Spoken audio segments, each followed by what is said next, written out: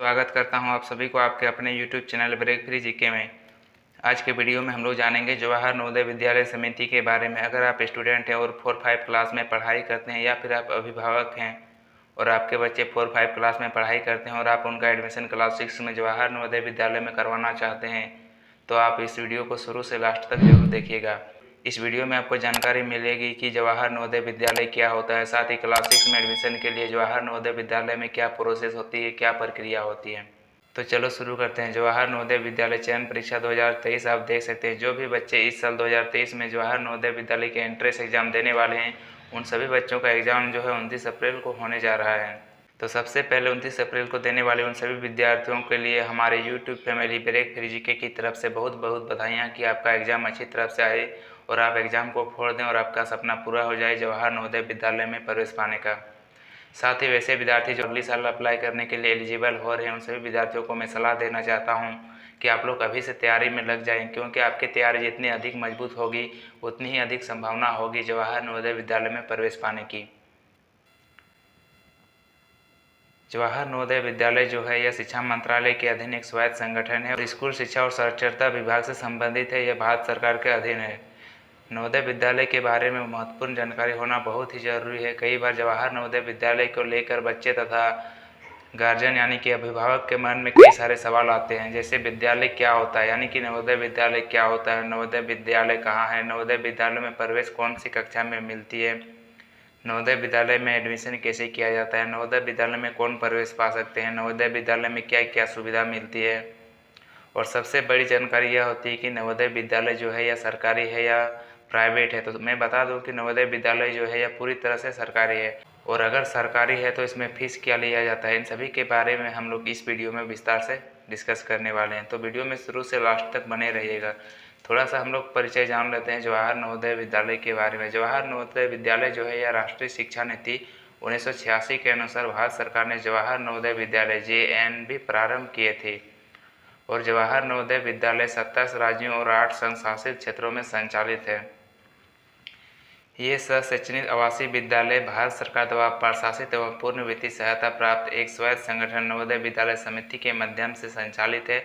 और जवाहर नवोदय विद्यालय में क्लास 6 में प्रवेश पाने के लिए जवाहर नवोदय विद्यालय चयन परीक्षा यानी कि JNV-ST के माध्यम से लिया जाता है। आगे जानते हैं जवाहर नवोदय विद्यालयों में कक्षा 8 तक शिक्षा का माध्यम जो है मातृभाषा अथवा क्षेत्रीय भाषा में होती है, और इसके बाद से गणित और विज्ञान के लिए इंग्लिश मीडियम तथा सामाजिक विज्ञान के लिए हिंदी मीडियम। जवाहर नवोदय विद्यालय के विद्यार्थी जो है केंद्रीय माध्यमिक शिक्षा बोर्ड की बोर्ड परीक्षाओं में सम्मिलित होते हैं। जैसे अगर हमारे राज्य झारखंड की बात करें तो जो भी विद्यार्थी जैक बोर्ड से परीक्षा देते हैं उन सभी को जैक बोर्ड का सर्टिफिकेट दिया जाता है, जबकि जवाहर नवोदय विद्यालय के सारे विद्यार्थियों को केंद्रीय माध्यमिक शिक्षा बोर्ड का सर्टिफिकेट दिया जाता है। अब जानते हैं हम लोग जवाहर नवोदय विद्यालय में क्या क्या फैसिलिटी, क्या क्या सुविधा उपलब्ध होती है। जवाहर नवोदय विद्यालय में अगर हम सुविधा की बात करें तो इसमें निःशुल्क शिक्षा दिया जाता है, इसमें निःशुल्क भोजन दिया जाता है, आवास दिया जाता है, गणवेश यानी कि यूनिफॉर्म जिसे हम लोग ड्रेस बोलते हैं वो भी बिल्कुल फ्री में दिया जाता है। और इसके साथ ही पाठ्य पुस्तक यानी कि पढ़ने और लिखने के लिए कॉपी कलम, ये सारी चीज़ें बिल्कुल सरकार की तरफ से बिल्कुल मुफ्त में दी जाती है। इसलिए आप लोग नवोदय विद्यालय नाम सुन के बिल्कुल भी ना डरें और अपने बच्चे को जवाहर नवोदय विद्यालय में क्लास 6 के लिए प्रवेश करने के लिए अप्लाई कर दें, ताकि वो एंट्रेंस एग्ज़ाम निकाल के जवाहर नवोदय विद्यालय में प्रवेश पा लें। अब आगे हम लोग जानते हैं कि केवल कक्षा 9 से 12 तक के विद्यार्थियों को ही 600 रुपया प्रति माह विकास निधि के नाम पर लिया जाता है, और इसमें भी 600 रुपया का छूट दिया जाता है वैसे विद्यार्थियों को जो अनुसूचित जाति या फिर अनुसूचित जनजाति वर्ग के विद्यार्थी हैं, या फिर वे बालिका हैं, या फिर ऐसे अभिभावक जिनकी आय गरीबी रेखा से नीचे आती है या जो BPL परिवार से हैं, उन सभी को 600 रुपया का छूट दिया गया है। यानी कि नवोदय विद्यालय जो है पूरी तरह से सरकारी है। अब आगे हम लोग जानते हैं ऐसे विद्यार्थियों की जिनकी मम्मी पापा या फिर अभिभावक जो है वह सरकारी कर्मचारी है, उन सभी विद्यार्थियों से 1500 रुपये या प्रति माह जो है विकास निधि के नाम से लिया जाता है। और आगे दिया हुआ माता पिता द्वारा वास्तविक पारित शैक्षणिक भत्ता जो भी कम हो दे होगा, परंतु विद्यालय विकास निधि जो है 600 रुपया प्रति माह प्रति छात्र से कम नहीं होगी। अब हम लोग जानते हैं जवाहर नवोदय विद्यालय योजना जो चालू किया गया था, इसका मुख्य उद्देश्य क्या है। इसका 4 मुख्य उद्देश्य है, जैसे आप देख सकते हैं। उद्देश्य नंबर 1 में विशेष रूप से ग्रामीण क्षेत्र के प्रतिभावान बच्चों को श्रेष्ठ गुणवत्ता युक्त आधुनिक शिक्षा के साथ सशक्त सांस्कृतिक घटक एवं मूल्यप्रद शिक्षा, पर्यावरण के प्रति जागरूकता, साहसिक क्रियाओं एवं शारीरिक शिक्षा प्रदान करना है। और उद्देश्य द्रोह को अगर हम देखें तो विद्यालय की उचित स्तरीय त्रिभाषा दक्षता प्राप्ति सुनिश्चित करना। उद्देश्य 3 में आप देख सकते हैं कि हिंदी से अहिंदी भाषी तथा अहिंदी से हिंदी भाषी राज्यों में विद्यार्थियों के प्रवचन के माध्यम से राष्ट्रीय एकता को बढ़ावा देना और सुविधाओं की सहभागिता के द्वारा विद्यालयी शिक्षा की गुणवत्ता के सुधार में हेतु प्रत्येक जनपद में केंद्र बिंदु के रूप में सेवाएं देना। उद्देश्य 3 को हम लोग जानते हैं। उद्देश्य 3 जो है, जैसे हम भारत की बात करते हैं तो उत्तर भारत में अधिकतर हिंदी भाषा बोली जाती है। तो उत्तर भारत में जो भी जवाहर नवोदय विद्यालय है उनमें क्लास 6 से 8 तक जो है क्षेत्रीय भाषा यानी कि हिंदी भाषा में शिक्षा दी जाएगी। और दक्षिण भारत में अगर हम बात करें तो दक्षिण भारत में अलग अलग क्षेत्रीय भाषा बोली जाती है, जैसे हो गया तमिल हो गया, मलयालम हो गया, तेलुगु हो गया और अन्य क्षेत्रीय भाषा है। तो दक्षिण भारत में जो भी जवाहर नवोदय विद्यालय है उनमें क्लास 6 से 8 तक उन्हीं क्षेत्रीय भाषा में शिक्षा दी जाती है। और उत्तर भारत और दक्षिण भारत के विद्यार्थियों में राष्ट्रीय एकता को बढ़ावा देने के लिए दक्षिण भारत के विद्यार्थियों को 1 साल के लिए उत्तर भारत के नवोदय विद्यालय में तथा उत्तर भारत के नवोदय विद्यालय के विद्यार्थियों को 1 साल के लिए दक्षिण भारत के विद्यालय में भेज दिया जाता है, ताकि वहाँ की संस्कृति को समझे, वहाँ की भाषा को समझे, जिससे राष्ट्रीय एकता को बढ़ावा मिले। अगर हम देखें जवाहर नवोदय विद्यालय का विवरण यानी कि कौन से राज्य में कितने जवाहर नवोदय विद्यालय, तो आप देख सकते हैं कि नवोदय विद्यालय योजना के अनुसार प्रत्येक जिले में एक विद्यालय चरणबद्ध ढंग से खोला जाएगा। और वर्तमान में भारत में 27 राज्यों और 8 संघ शासित प्रदेशों में कुल 649 नवोदय विद्यालय कार्यरत हैं, जो इस तरह है। आप देख सकते हैं कि यहाँ पे टोटल 626 नवोदय विद्यालय और 20 जो है डबल स्टार और 3 जो है सिंगल स्टार के साथ टोटल 649 जवाहर नवोदय विद्यालय पूरे भारत में है। जो भी विद्यार्थी जवाहर नवोदय विद्यालय चयन परीक्षा 2023 के लिए अप्लाई किए हैं उन सारे विद्यार्थियों का शैक्षणिक सत्र 2023-24 के लिए जवाहर नवोदय विद्यालय हेतु कक्षा 6 में प्रवेश हेतु जवाहर नवोदय विद्यालय चयन परीक्षा दिन शनिवार 29 अप्रैल 2023 को प्रातः 11:30 बजे आयोजित की जाएगी। और इसके लिए ऑनलाइन आवेदन जमा करने की अंतिम तिथि थी 31 जनवरी 2023। इसके लिए अप्लाई जो है ऑनलाइन होता है और ऑनलाइन करने के लिए यह वेबसाइट दी गई है navodaya.gov.in।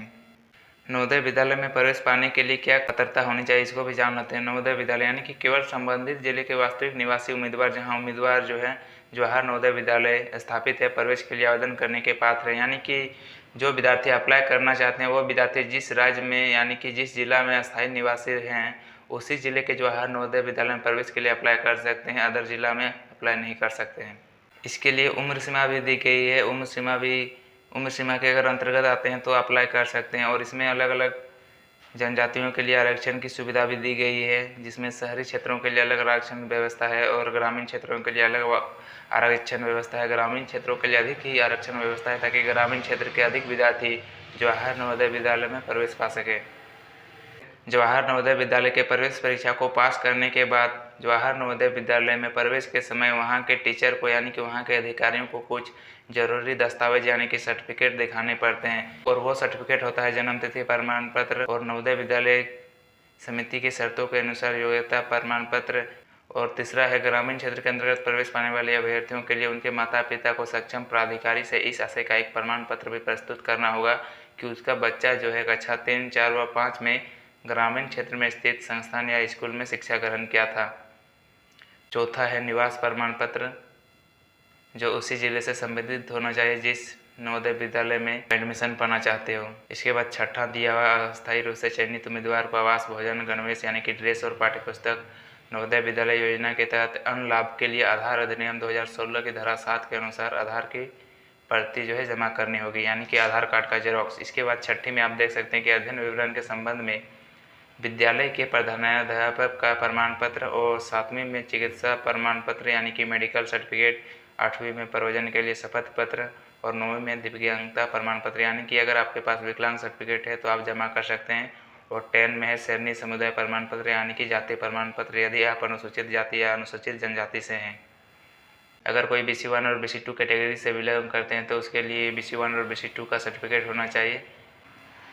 क्लास 6 में एडमिशन के लिए जवाहर नवोदय जो है 3 पेपर से प्रश्न पूछा जाता है और तीसरा पेपर होता है क्षेत्रीय भाषा। अलग अलग राज्यों का क्षेत्रीय भाषा आप देख सकते हैं, यहाँ पर अलग अलग राज्यों की अलग अलग क्षेत्रीय भाषा दी गई है।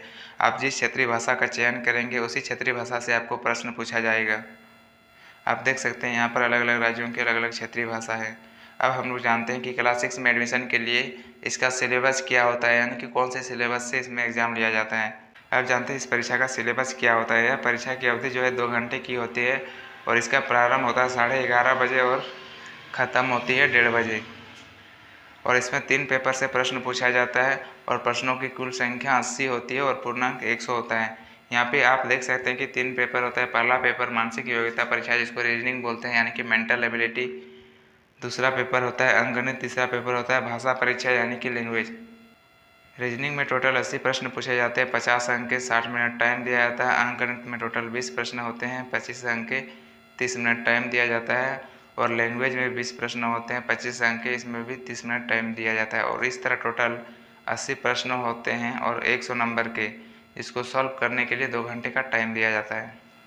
यहाँ पे दिया हुआ प्रत्येक अभ्यर्थी को 3 खंडों की एक ही परीक्षा पुस्तिका दी जाएगी और दिव्यांग अभ्यर्थियों के लिए यानी कि विकलांग विद्यार्थियों के लिए अतिरिक्त 40 मिनट का समय दिया जाएगा। वीडियो लंबी हो जाने के कारण आज की वीडियो को हम लोग यहीं समाप्त करते हैं।